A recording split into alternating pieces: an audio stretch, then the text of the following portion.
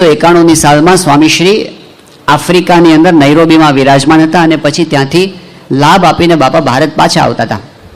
હર્ષદભાઈ રાણા એમણે સ્વામીશ્રી પાસે વાત કરી કે સ્વામી, તમે જ્યારે અહીં આવો છો ને ત્યારે તો અમને બહુ આનંદ થઈ જાય છે, ઉત્સાહ વધી જાય છે, ઉમંગ વધી જાય છે, પણ જ્યારે તમે અહીંથી પાછા જાઓ ત્યારે જેમ ટ્યુબમાંથી હવા કાઢી નાખે એવા ઢીલા અમે થઈ જઈએ છીએ.